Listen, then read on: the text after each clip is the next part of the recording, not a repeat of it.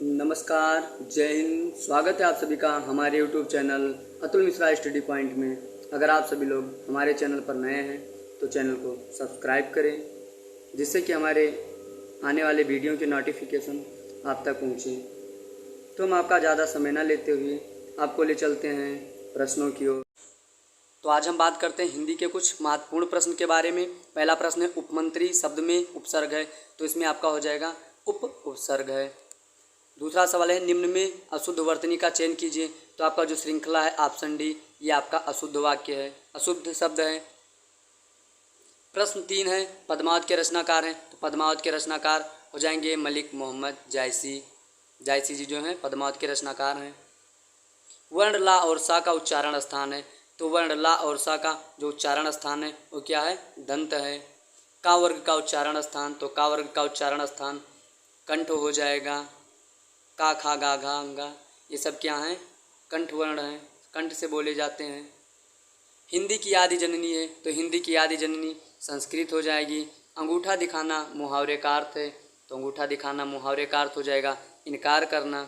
अन्य जल में कौन सा समास है, तो अन्य जल में आपका द्वंद्व समास हो जाएगा, क्योंकि अन्न और जल, जैसे माता पिता तो माता और पिता, खाना पानी, खाना और पानी में आपका द्वंद्व समास हो जाएगा।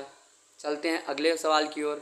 आपका अगला प्रश्न है, नवरत्न में कौन सा समास है, तो नवरत्न में आपका द्विगु समास हो जाएगा। पहला पद इसमें संख्यावाची है। चार मीनार में कौन सा समास है, चार मीनार में भी आपका द्विगु समास हो जाएगा, कि इसका पहला पद संख्यावाची है। आपका अगला प्रश्न है, संयुक्त व्यंजन स्रा बना है, तो यह तालव्य के आधा सा और रा से मिलकर आपका संयुक्त व्यंजन स्रा बना है। हिंदी वर्णमाला में कुल वर्णों की संख्या, जब पूछेगा हिंदी वर्णमाला में कुल वर्णों की संख्या, तो आपके टोटल 52 होते हैं। हिंदी वर्णमाला में 52 वर्ण होते हैं। संयुक्त व्यंजन नहीं है, तो आपका फा ऑप्शन बी करेक्ट हो जाएगा, क्योंकि छात्र आज्ञा ये तीनों संयुक्त व्यंजन होते हैं। जो स्वतंत्र हैं कहलाते हैं, जो स्वतंत्र होते हैं वो स्वर कहलाते हैं। हिंदी दिवस मनाया जाता है, तो आपका हिंदी दिवस 14 सितंबर को मनाया जाता है। पद्मावत किस भाषा में लिखा गया है, तो पद्मावत अवधी भाषा में लिखा गया महाकाव्य है, जिसके रचनाकार मलिक मोहम्मद जायसी जी हैं। रामचरितमानस की भाषा, तो रामचरितमानस की भाषा अवधी है, तो रामचरितमानस की भाषा हो जाएगी अवधी। कबीरदास का जन्म हुआ, कबीरदास का जन्म 1398 ईस्वी में हुआ था, संमत 1455। दशानन में समास है, तो दशानन में बहुब्रीहि समास हो जाएगा।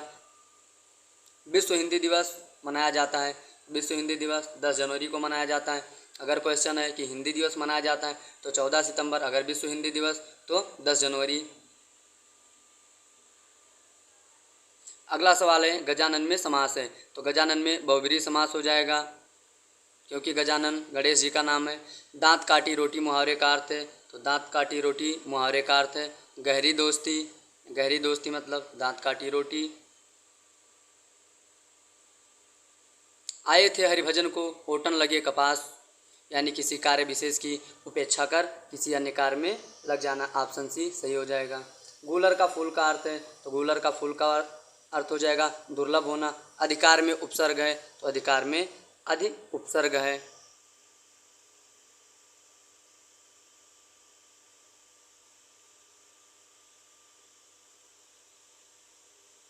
यौगिक शब्द हैं, तो आपका हिमालय यौगिक शब्द है।